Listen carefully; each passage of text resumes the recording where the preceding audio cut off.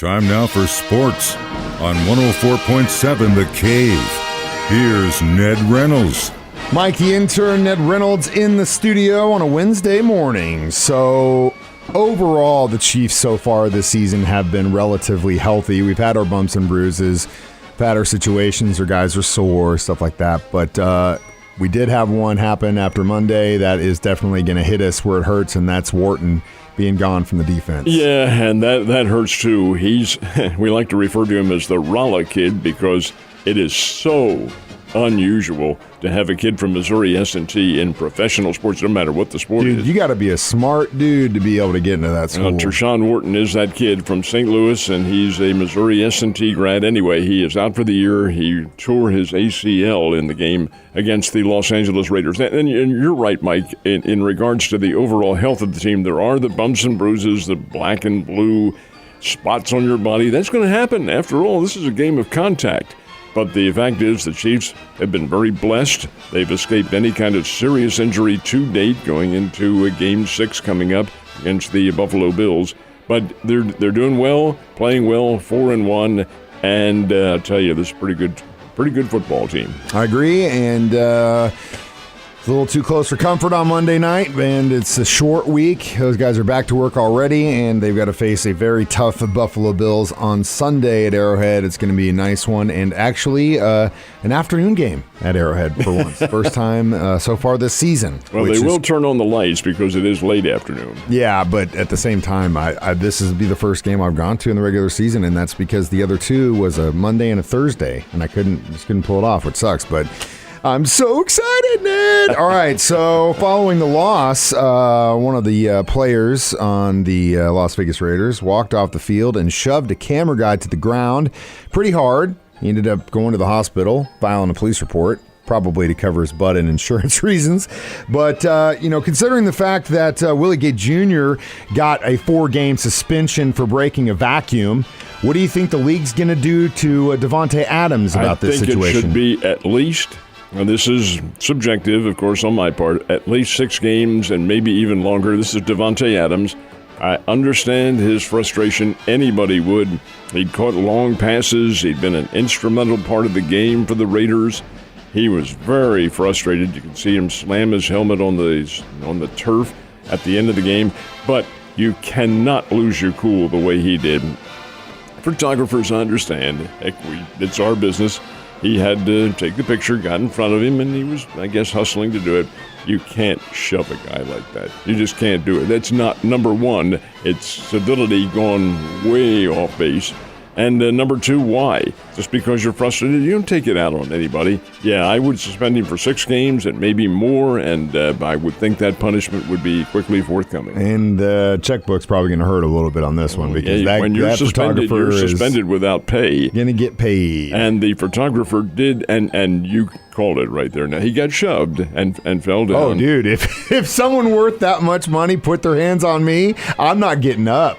I mean, I'm not getting up. Ned Reynolds is on the critical list. They're going to have to bring a stretcher out, put a neck brace on me. I don't care what happens. And when you watch the video, it looks like he may have been trying to get a picture, but he looked like he was trying to get around him. Like he saw him coming and was trying to get across him really quickly. But at the same time, it doesn't matter, dude. You don't put your hands on somebody like that, especially when you're in that situation.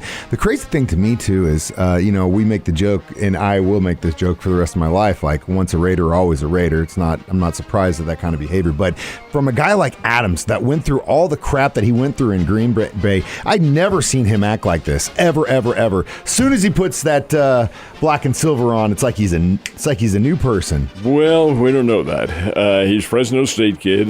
He had his issues at Fresno State, but again, it supersedes the fact that you can't do that, and Nope. He should know that. You keep your cool. Well, considering the fact that the league just turned their head on Deshaun Watson and gave him what they gave him, he's probably going to sit a game. We'll see. All right, let's talk college football. Got some pretty good marquee games this weekend, don't we? The one that I think fascinates everybody is Alabama and Tennessee. That's number 3 in the country against number 6 in the country. And, Mike, you have probably not had the opportunity to be at Neyland Stadium in Knoxville. That's the home of the University of Tennessee. It's right on the Tennessee River. In fact, fans of the Volunteers sail up, dock their boats, and go in. The place is huge. It seats about 108,000 people. It's one of the biggest stadiums in the country, and it is LOUD, big time. Well, Alabama has not reacted well in very loud alien situations. You saw what happened in Texas when they were down there earlier this year, and Texas almost beat them. Well, fact is, there'll be a big crowd, a raucous crowd, and Tennessee is not chopped liver, folks. They're a very good football team. This will be a heck of a game. It's late Saturday afternoon, Tennessee, Alabama. That's probably the marquee game coming up, and it should be a really big one. Bama's undefeated. What happens in this one? It'll be a dandy. It's going to be a dandy, and there are a lot of dandies on Saturday, so it'll be a nice day for me, sitting inside watching college football with the boy, just like I did last weekend. Divisional series in baseball's playoffs kicked off yesterday. How are we looking so far? Well, this is a little bit different now because these are best of 5 as opposed to the best of 3 opening round.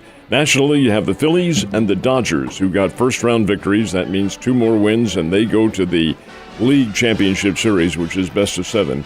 And in the American League, the Yankees and the Astros get the win. Now, the reason I put the emphasis on the Astros is they're playing the Seattle Mariners, and the Mariners had a huge 7-1 lead in this game and lost it. Astros came back to win 8-7. Houston, especially at home, is very, very difficult. They're a good team, folks, and they have flown under the radar for much of this year. That's not to say Seattle isn't. Seattle came on here at the end of the season and really made a big claim for themselves. But Houston wins their first game 8-7. The Yankees were winners 4-1. Philadelphia held off the Atlanta Braves to win 7-6. It was 7-3 in the 9th inning, and Atlanta got a 3-run homer, but Philadelphia held on. And the Dodgers had a 5-0 lead over the Padres, win the game, I should say, 5-3.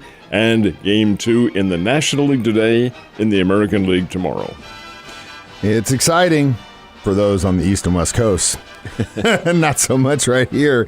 When does that kind of gets us an idea of when the World Series is going to kick off? Kind of, depending. It does, because we still have the League Championship Series to go through, and that begins on October 19th, and that's best of 7, which means you have to win 4 games, opposed to the 3 that you're going to have to win in the divisional playoffs. So it's all mathematics. That's way above me. World Series will begin on October 28th.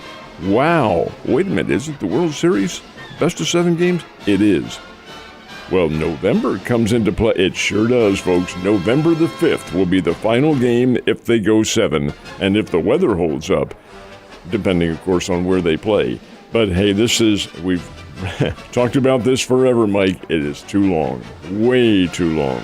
They being Major League Baseball, has to somehow shorten the schedule, shorten the season. I know that this year's an anomaly because of the ragged start they had to the regular season, but nonetheless, we're going well, we're just bordering on Thanksgiving and still playing baseball.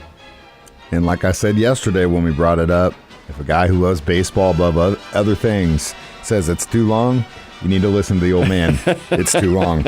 And I agree with you 110%. Now, speaking of too long or too short, I don't think the guys in the NBA get enough time off because it seems like they're playing year-round. But, it is basketball, and the official season, kicks off today? It does. No, I'm sorry. It kicks off next week. Next week, excuse me. Starts the regular season, kicks off next Tuesday is when they'll tip it off with a couple of games. And then all the teams on Wednesday, Thursday, Friday, they'll all begin play. So, the NBA season, it seems like it just ended. Well, it did. It just ended. So, indeed, they're getting right back onto it. There is no such thing as a huge gap in seasons anymore. You begin almost immediately, and that's because they're making a lot of money. And the owners have to make that money. Now, in the NBA and the National Hockey League, you get a number of days off between games. It's not bingo, the same in baseball like every day. No, it's not like that at all. You're maybe playing every other day or every 2 days or every 3, and sometimes even longer than that. But it still catches up with you, and that schedule is really rough. NBA and National Hockey League's 82-game regular season schedule, and that's pretty rough. But, hey, nobody says you have to do it. There's nobody pointing a gun to your head. Yeah, and I don't hear anyone saying those are too long yet. But they might. Well, we better get out of here before we're in here too long. Ned, you have a great day. Yes, sir.